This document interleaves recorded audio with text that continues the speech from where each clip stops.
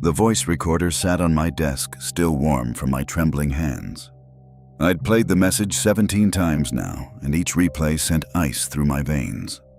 It was my voice, unmistakably mine, calling out coordinates to a search team I'd never contacted for a hiker who'd been missing for 3 days. Base camp, this is Ranger Collins. Found the missing hiker at grid 47 Delta. She's in rough shape. Send medical immediately. But I never made that call. I was 60 miles away when that transmission went out, alone in my cabin, listening to the static-filled horror of my own voice echoing through the park's emergency channel. The timestamp showed 11:43 p.m., the exact moment I was standing in my kitchen making coffee, wondering why Sarah Chen hadn't checked in from her solo hiking trip. Welcome back to the channel, everyone. Before we dive into this nightmare, I need to know, where are you watching from tonight? Are you somewhere safe? Because after what happened to me in Yosemite, I'm not sure anywhere is truly safe anymore. If this story keeps you up tonight, hit that like button and subscribe. Misery loves company, and you'll want to stick around for what comes next. The thing about being a park ranger is that you hear stories. Hikers' vanished voices call from empty trails, and sometimes the mountains themselves seem to breathe with malevolent intent. But I'd always chalked it up to altitude sickness, dehydration, or the mind playing tricks in isolation.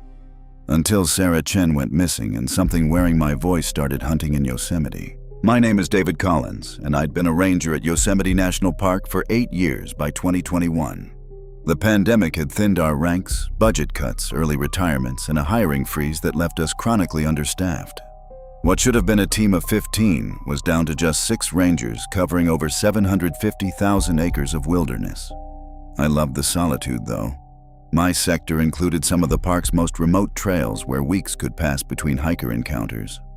The Mist Trail, Nevada Fall, the backcountry routes that serious hikers use to escape the tourist crowds. My cabin sat at the edge of Sector 7, a modest log structure that had housed rangers since the 1960s. Solar panels, a generator for emergencies, and a radio that connected me to base camp and the outside world. The work was routine trail maintenance, wildlife monitoring, search and rescue when needed. I kept detailed logs of every hiker who passed through my sector, their planned routes, expected return dates. It was this attention to detail that first flagged Sarah Chen as overdue. She'd registered for a 5-day solo hike on September 15th, planning to summit Half Dome via the Cables route, then loop back through the John Muir Trail. Experienced hiker, proper gear, conservative timeline. Her emergency contact was her sister in San Francisco, who called the Park Service when Sarah missed their scheduled check-in on September 20th. The search began at dawn on September 21st. Standard protocol check, her planned route, interview anyone who might have seen her, expand the search grid if necessary.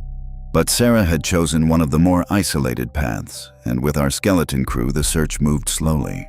By September 23rd, we'd found nothing. No gear, no signs of struggle, no indication she'd ever deviated from her planned route. It was as if she'd simply evaporated somewhere between the summit cables and Vernal Fall. The weather had been perfect. No storms, no flash floods, no rock slides that might explain her disappearance. That's when things started feeling wrong. Small things, at first voices on the radio that cut out too quickly, shadows moving in my peripheral vision, the feeling of being watched whenever I ventured into the deeper wilderness. My fellow rangers mentioned similar experiences during our brief encounters at supply drops or sector boundaries. We were all on edge, running on too little sleep and too much coffee. But it wasn't until I heard my own voice coming through the radio that night that I realized we weren't dealing with a routine missing person case. Something else was moving through Yosemite's wilderness, something that had been watching us, learning from us, and was now ready to use what it had learned. Hi, Bienko Kit Thick. Inciting incident. The transmission came through at exactly 11:43 p.m. on September 23rd. I was in my kitchen, exhausted after another fruitless day of searching, when the radio crackled to life. The voice that emerged from the speaker was unmistakably mine. Same cadence, same slight Denver accent, same professional tone I developed over 8 years of park service. Base camp, this is Ranger Collins. Found the missing hiker at grid 47 Delta. She's in rough shape. Send medical immediately. My coffee mug shattered on the kitchen floor. Grid 47 Delta was deep in the backcountry, a section of wilderness I'd searched 2 days earlier. More disturbing was the hesitation in my voice. A pause that suggested something was wrong with Sarah Chen beyond simple exposure or injury. I grabbed my radio, hands shaking as I keyed the mic. "Base camp, this is Collins. I did not make that transmission. Repeat, I did not make that last transmission." Static answered me. Then silence. I tried raising base camp for 20 minutes, cycling through emergency frequencies, but got nothing except the ambient hiss of empty airwaves. The radio was functioning. I could hear routine chatter from other park units, distant conversations from rangers in different sectors. But whenever I tried to clarify that false transmission, my signal seemed to disappear into a void. Sleep was impossible. I spent the night pacing my cabin, checking the locks on doors and windows, starting at every sound from the forest outside. The rational part of my mind offered explanations: radio malfunction, signal bounce from another park service unit, someone playing a sick joke. But the fear settling in my gut knew better. At dawn, I hiked to Grid 47 Delta. The coordinates led to a narrow ravine carved by seasonal runoff, thick with manzanita and poison oak. I'd been there 48 hours earlier, following Sarah's planned route, and found nothing. But now, wedged between two granite boulders, I spotted something that made my blood freeze. It was Sarah's backpack. Not damaged, not torn by animals or weather. It sat upright, perfectly positioned, as if someone had carefully placed it there for me to find.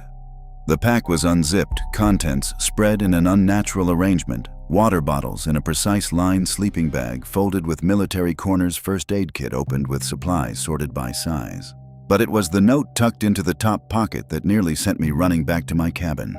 Written in block letters on a page torn from Sarah's hiking journal, "Thank you for your voice, Ranger Collins." My hands trembled as I photographed everything, documenting the scene while fighting the overwhelming urge to flee. The handwriting wasn't Sarah's. I'd seen her signature on the hiking permit. This was something else, something that knew my name, knew my voice, and had used both to lure me here. I searched the ravine for 3 hours, finding no other trace of Sarah Chen. No blood, no signs of struggle, no indication of where she might have gone. Just that carefully arranged backpack and the note that suggested whatever had taken her was now intimately familiar with my identity. The hike back to my cabin felt endless. Every rustle in the underbrush, every bird call, every shift in the wind carried potential menace. I found myself looking over my shoulder, constantly scanning the tree line for movement, listening for sounds that didn't belong. But it wasn't until I reached my cabin that I discovered the worst part. Scratched into the wooden door in the same block letters as the note was a message that sent ice through my veins. "I sound just like you now." The next 72 hours dissolved into a nightmare of surveillance and paranoia. I'd contacted base camp about finding Sarah's pack, but my report seemed to vanish into administrative limbo. When I finally reached Sergeant Martinez by phone, he claimed no knowledge of any transmission from my radio the night before. The duty log showed nothing. It was as if that false emergency call had never happened. "You sure you didn't dream it, Collins?" Martinez asked, his voice carrying the exhaustion we all felt. "You've been pushing hard on this search. Maybe you need a few days off." But I knew what I'd heard. More unsettling, I was beginning to hear it again. The false transmission started small. Brief radio checks and my voice asking for weather updates or trail conditions. Always at night, always when I was alone in the cabin. I'd race to my radio, demanding to know who was using my call sign, but would receive only static or confused responses from other rangers who insisted they'd heard nothing. "Base camp, this is Collins. Requesting backup at Mirror Lake. Possible 10:54. I hadn't made that call. I was sitting at my kitchen table eating a cold dinner of canned soup and crackers. But through my radio came my own voice using proper Park Service codes, requesting help for a possible body found. This time I grabbed my handheld radio and a flashlight, determined to reach Mirror Lake before any other rangers responded to the false call. The 3-mile hike took me through dense forest where moonlight barely penetrated the canopy. Every step felt monitored, as if something paced me from just beyond the reach of my flashlight beam. Mirror Lake was empty. No body, no disturbance, just the placid water reflecting stars and the oppressive silence of a forest holding its breath. I waited there until dawn, hoping to catch whatever was mimicking my voice, but found only my own growing terror and the certainty that I was being studied by something that understood me better than I understood myself. The daylight brought a different kind of horror. Other rangers began reporting strange encounters with me. Ranger Thompson claimed I'd approached him near Vernal Fall at 2 a.m., asking about Sarah Chen's last known whereabouts, but something had felt off about the conversation. "You seem different," he told me over the radio. "Kept asking the same questions, and your eyes, they looked wrong somehow." I'd been in my cabin at 2 a.m. trying to sleep with a chair wedged against my door. Ranger Kowalski reported a similar encounter. She'd been conducting a routine wildlife survey when I'd emerged from a section of trail she'd already checked. "You were asking about missing hikers," she said. "Wanted to know if I'd heard voices calling for help. But Dave, you were asking in this weird mechanical way, like you were reading from a script." The conversations happened across the park, always involving me, asking about missing persons, always leaving other rangers with an uncomfortable feeling they couldn't quite articulate. Whatever was wearing my appearance was conducting its own investigation, gathering information about park procedures, search protocols, and the movements of my fellow rangers. But the mimicry wasn't perfect. The thing using my form made small mistakes, claiming to be stationed at sectors I'd never worked, mentioning equipment we didn't use, asking questions about procedures any veteran ranger would know. It was learning, adapting, but still operating from an incomplete understanding of human behavior. The realization that something was impersonating me while I slept or worked alone sent me into a spiral of insomnia and hypervigilance. I started setting up crude alarm systems around my cabin cans filled with pebbles balanced on windowsills, strings stretched across doorways, anything that might alert me to an intruder. But each morning brought evidence that something had been their footprints that matched my boot size, circling the cabin handprints on windows that were too high for me to reach. And once impossibly, my own reflection staring back at me from a mirror, when I knew I'd been standing across the room. The worst part was the growing certainty that whatever had taken Sarah Chen was using her disappearance as a testing ground for something larger. The false radio calls, the impersonation encounters, the careful study of Park Service protocols. It was all preparation for a deeper infiltration. On September 27th, I discovered just how deep that infiltration had already gone. I was reviewing my patrol logs when I noticed entries I hadn't written. Times and locations where I'd supposedly conducted searches, detailed observations about wildlife behavior, notes about suspicious hiker activity. All in my handwriting, all signed with my ranger number, all completely fabricated. Someone or something had been in my cabin accessing my files, forging my reports. The implications were staggering. If this entity could perfectly mimic my voice, my appearance, and my handwriting, how would anyone know which David Collins was real? That night, I made a decision that probably saved my life. Instead of staying in my cabin, I hiked to an emergency shelter 3 miles away, a basic lean-to used by backcountry rangers during extended patrols. I told no one where I was going, leaving my radio behind to maintain the illusion that I was still at my station. From my hiding spot, I watched my cabin through binoculars. At 11:47 p.m., 4 minutes after the time of that first false transmission, something approached my cabin. It walked with my gait, wore my uniform, moved with the practiced efficiency of someone intimately familiar with the space. I watched it enter through the front door unlocked as if it had its own key, and saw the lights come on in sequence as it moved from room to room. For 2 hours, I observed myself conducting a routine evening at home, making coffee, checking weather reports, updating duty logs. Perfect mimicry of my nightly habits down to the way I absently scratched my left shoulder when concentrating. Then it picked up my radio and began making calls in my voice. I watched in frozen horror as the thing wearing my face systematically contacted every ranger station in Yosemite. Its voice, my voice, carried casual authority as it requested updates on patrol schedules, sector assignments, and ongoing investigations. It was mapping our entire operation, learning our weaknesses, identifying isolated personnel who might disappear without immediate notice. "Base camp, this is Collins. Requesting permission to extend my sector patrol. may be out of radio contact for 48 to 72 hours while investigating possible hiker activity in the backcountry. The approval came back immediately. With our skeleton crew and overwhelming territory, extended solo patrols were routine. Whatever this entity was, it had just secured itself 3 days of unquestioned freedom while wearing my identity. I had to act. But how do you prove your own existence to people who think you're already accounted for? My handheld radio had been silent for hours, turned off to avoid detection, but now I keyed it with trembling fingers. Base camp, this is the real David Collins. There is an imposter using my identity. Do not trust any communications from Collins until you verify in person. Static. Then Sergeant Martinez's tired voice. Collins, what the hell are you talking about? You just called in 5 minutes ago requesting extended patrol. That wasn't me. I'm 3 miles from my cabin hiding in Emergency Shelter 7 Alpha. Something is impersonating me. Dave, you sound stressed. Maybe you should come in for evaluation. Through my binoculars, I saw the lights in my cabin go out. The false Collins was moving. Martinez, listen to me carefully. Ask me something only the real David Collins would know. My first assignment, my training instructor's name, anything from my personnel file. A pause. What's your mother's maiden name? Henderson. I graduated Ranger School in 2013 under Instructor Wallace. My first posting was Yellowstone Sector 12 before transferring here in 2014. Another pause, longer this time. Jesus, Dave, we have a problem.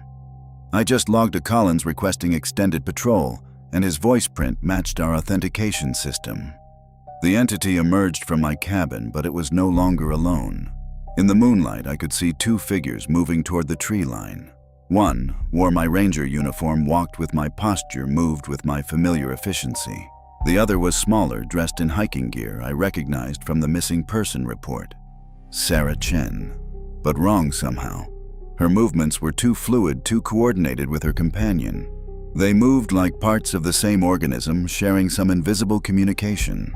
Martinez, it's got Sarah Chen. They're moving together heading into the backcountry. Grid coordinates.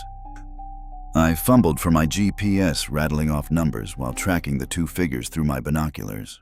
Collins, the real Collins, stay put. We're mobilizing everyone. Do not engage. Do not follow them. But I couldn't just watch. These things had invaded my life, stolen my identity, and were now preparing to do the same to my fellow Rangers. I had to understand what I was dealing with. I followed them into the wilderness. The 2 figures moved with unnatural speed through terrain that should have slowed experienced hikers. They never stumbled, never paused to check directions, never showed the careful footwork required for night hiking in dangerous territory. They flowed through the landscape like water, always taking the most efficient path, somehow avoiding every obstacle that should have required light or careful navigation. For 2 hours, I tracked them deeper into Yosemite's backcountry, maintaining distance while fighting every instinct that screamed at me to turn back. They led me through ravines I'd explored dozens of times, past landmarks I knew intimately, but somehow the familiar territory felt alien under their influence. Then they stopped. We'd reached a section of wilderness I'd never seen before, impossible given my 8 years patrolling these trails. A narrow canyon carved between granite walls, thick with mist that seemed to glow with its own faint light. The air tasted different here, metallic and charged like the moments before a lightning strike. The false Collins and the thing wearing Sarah Chen's form stood at the canyon entrance, motionless as if waiting. Then the David Collins imposter turned and looked directly at my hiding spot among the rocks. When it smiled, I saw my own face twisted into an expression of predatory intelligence that had never belonged on human features. "Hello, David," it called in my voice. "We've been waiting for you." They knew. They'd known I was following them, had led me here deliberately. This wasn't an investigation, it was a trap. The Sarah Chen entity began to move again, but its movements were wrong now. Joints bent at impossible angles, limbs stretched beyond human proportions, and when it turned toward me, Sarah's face had changed into something that belonged in nightmares. Features shifted like wet clay, revealing glimpses of bone and shadow beneath human skin. "We need to thank you." The false Collins continued walking slowly in my direction. Your voice was perfect for our purposes. So authoritative, so trusted. The other rangers believe everything you tell them. I fumbled for my radio, but my hands were shaking too badly to work the controls. What do you want? We want what you have. Your place in this world, your connections, your authority. It was closer now, close enough that I could see my own features rendered with terrible perfection. Sarah Chen was practice. You're the real prize. The thing that had been Sarah Chen began to circle around my position, cutting off any escape route. Up close, the deterioration of its human disguise was complete. It moved like a spider wearing human skin, all wrong proportions and predatory grace. The others will never know, my imposter said. You'll simply return from your extended patrol, maybe a little changed, a little different. But still trusted Ranger Collins with access to search protocols, staff schedules, the locations of isolated personnel. I finally managed to key my radio. Martinez Grid 52 Echo, they're here. Send everything you've got. But the radio produced only static. We were too deep, too far from any relay station. The false Collins tilted its head my head with curious interest. No one's coming, David. No one even knows you're missing yet. We made sure of that. That's when I understood the true scope of their plan. They hadn't just been impersonating me randomly. They'd been systematically isolating me using my own voice to request extended solo patrol, ensuring that no one would look for the real David Collins until it was far too late. I was on my own in the wilderness with creatures that could wear human faces like masks, and somewhere in this misty canyon was the secret of what had really happened to Sarah Chen and what was about to happen to me. The standoff stretched for what felt like hours. The two entities maintained their positions while I crouched behind a granite boulder trapped in a narrow canyon with no visible escape routes. My radio remained dead, producing nothing but static, despite my repeated attempts to reach base camp. Then, impossibly, I heard rescue helicopters in the distance. The false Collins tilted its head, listening with predatory intensity. "That's unexpected," it said in my voice, but with an inflection I'd never used. Martinez was more efficient than we calculated. The Sarah Chen entity made a sound that might have been communication, a series of clicks and whistles that definitely didn't come from human vocal cords. Whatever language they spoke, my imposter understood perfectly. "Yes," it agreed. "We need to accelerate the timeline." Both creatures began moving toward me, but their approach was interrupted by searchlights cutting through the mist. The helicopter sounds were getting closer, and I could hear voices echoing off the canyon walls, my fellow rangers conducting a search pattern. "Collins, David Collins, respond if you can hear us." I opened my mouth to shout back, but the false Collins spoke first, using my voice to call out, "Here, I'm okay. False alarm on the emergency." The cunning was terrifying. Even now, trapped and exposed, it was trying to use my identity to call off the rescue operation. But something had changed in its vocal mimicry. Stress or proximity to its true nature had introduced subtle distortions that made my voice sound slightly wrong. Through my radio came Martinez's voice. "Collins, you sound different. Are you injured?" "Just tired," my imposter replied. "Long night in the backcountry, heading back to my cabin now." But the helicopters weren't withdrawing. If anything, the searchlights were getting brighter, sweeping the canyon floor in methodical patterns. Martinez and his team were smart enough to recognize that something was wrong with my communications. The entities exchanged more of their clicking communication, then began to retreat deeper into the canyon. Whatever their plan had been, the unexpected arrival of search and rescue had disrupted it. They moved with fluid efficiency, but for the first time since I discovered them, they seemed reactive rather than in complete control. I waited until they were 50 yards away before breaking cover and running toward the helicopters. "Here, down here, I'm the real Collins." A searchlight fixed on my position, and I heard Martinez's voice through a loudspeaker. "David, stay where you are. We're coming down." The rescue took 20 minutes, rappelling equipment, careful navigation of the rocky terrain, verification protocols to ensure I was actually who I claimed to be. By the time we'd reached the helicopter landing zone, dawn was breaking over the canyon, and the entities had vanished completely, but they'd left evidence behind. In the misty section where they'd waited for me, we found Sarah Chen's camping gear arranged in the same unnatural precision I'd seen with her backpack. Her tent was set up perfectly, sleeping bag arranged with military corners, cooking equipment organized by size and function. But there were no signs that anyone had actually used the campsite, no food residue, no wear on the equipment, no human scent that the search dogs could detect. It was as if something had studied human camping behavior and created a perfect simulation without understanding the underlying purpose. Martinez documented everything while I provided my statement, but I could see the skepticism in his eyes. Two entities that could perfectly mimic human appearance and voices, a missing hiker who'd been turned into something inhuman. It sounded like altitude-induced psychosis or stress-related hallucinations. "We'll investigate thoroughly," he assured me as the helicopter lifted off. "But Dave, I want you to take some time off. Get a medical evaluation. This case has been hard on all of us." The flight back to park headquarters gave me time to process what had happened. I'd escaped, but Sarah Chen was still missing, and somewhere in Yosemite's wilderness, entities that could wear human faces were continuing whatever plan I'd accidentally disrupted. Worse, I realized that my reports would be dismissed as psychological breakdown unless I could provide concrete proof. And the entities had demonstrated they could perfectly forge my handwriting, access my files, and impersonate me with enough accuracy to fool voice authentication systems. How do you prove your own identity to people who think they've already been talking to you? I took the medical leave Martinez recommended, spending 2 weeks in San Francisco under psychiatric evaluation.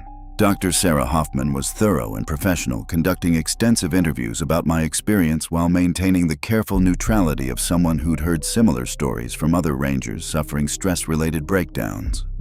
The diagnosis was predictable acute stress reaction with paranoid ideation brought on by overwork, isolation, and the pressure of a high-profile missing person case.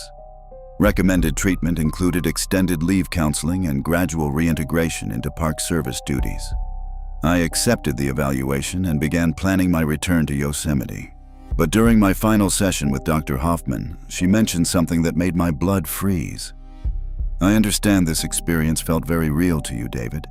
But I want you to know that we've been in contact with your supervisor throughout your evaluation. Sergeant Martinez has kept us informed about your progress and your readiness to return to duty. Martinez called you several times, very concerned about your well-being. Actually, he called just this morning to check on your status." I pulled out my phone and dialed Martinez's number. It went straight to voicemail, but the automated message was wrong. "You've reached Ranger Martinez, currently on extended patrol in the backcountry. Leave a message and I'll respond when I'm back in radio contact." Martinez never went on extended patrols. As sergeant, he coordinated operations from base camp, and the voice in the message, while recognizably his, had that same subtle wrongness I'd heard in my own voice when the entity used it. "Dr. Hoffman," I said carefully, "when Martinez called you, did anything seem unusual about the conversations?" She consulted her notes. "Well, he did ask some odd questions. Wanted to know about your psychological profile, your trust relationships with other rangers, your access to sensitive park information. I assumed it was standard procedure for evaluating fitness for duty." The entities hadn't been idle during my medical leave. They'd been expanding their infiltration, and Martinez, with his access to all park operations personnel files and emergency protocols, would have been a logical next target. I excused myself from the session and immediately called the Park Service headquarters. But when I asked to speak with Martinez, the duty officer told me he was unavailable. "Sergeant Martinez is conducting a special investigation into ranger impersonation incidents. He requested no interruptions unless it's an emergency. This is Ranger Collins. I need to speak with him immediately." "I'm sorry, Collins, but Martinez specifically mentioned you might call. He said to tell you that he's handling the situation you reported and will brief you when you return to duty." The trap was perfect. The entity wearing Martinez's identity had anticipated my concerns and was using his authority to keep me isolated until they completed whatever plan I'd interrupted in that canyon. But they'd made one mistake. I still had Dr. Hoffman's phone records showing the exact times Martinez had called about my evaluation. If I could prove he was physically somewhere else during those calls, I might be able to convince someone that the impersonation was real. The Park Service GPS tracking system showed Martinez's last known location as base camp, logged in 3 hours earlier. But the cellular tower data for his phone showed something impossible during one of his calls to Dr. Hoffman. His phone had been pinging towers near the canyon where I'd encountered the entities. No one could be in two places at once. Armed with this evidence, I drove back to Yosemite, determined to expose the infiltration before it could spread further. But when I reached park headquarters, I discovered I was too late. The duty officer who greeted me wore a familiar face. "Welcome back, David," she said with Ranger Kowalski's voice. "Martinez is waiting for you in his office. He has some questions about your report." As I walked down the hallway, I passed 3 other rangers, all colleagues I'd worked with for years. They nodded and smiled, offered casual greetings, asked about my recovery. Everything seemed normal except for one detail that made my skin crawl. They all blinked in perfect synchronization. The door to Martinez's office was open, and he looked up from his paperwork as I approached. His smile was warm and professional, but his eyes held that same predatory intelligence I'd seen in my own face that night in the canyon. "David," he said in Martinez's voice, "we need to talk." Behind me, I heard the soft sound of office doors closing throughout the building, the synchronized footsteps of my colleagues moving into position, the subtle clicks and whistles of communication that definitely wasn't human. I was surrounded by people I'd trusted for years, all wearing familiar faces, all moving with the fluid coordination of a hive mind that had been studying us, learning from us, and was now ready to replace us completely. "Sit down," the thing wearing Martinez's face said. "We have so much to discuss about your future with the Park Service." Outside the office window, I could see Yosemite's wilderness, stretching into the distance, beautiful and pristine, and hiding secrets that would give anyone nightmares. Somewhere out there, the real Martinez and Kowalski and Thompson were missing, and no one would ever know because their replacements were perfect. I sat down in the chair across from the false Martinez, wondering how long it would be before something wearing my face reported back to duty, and whether anyone would notice that David Collins had changed just a little bit, become just a little different. Just different enough to help them find the next ranger station, the next isolated outpost, the next group of people who trusted voices they recognized and faces they'd known for years. The entity smiled with Martinez's features and began asking questions about my psychological evaluation, my trust relationships, my access to sensitive information. All the same questions Dr. Hoffman had mentioned, all the information they'd need to perfect their next impersonation.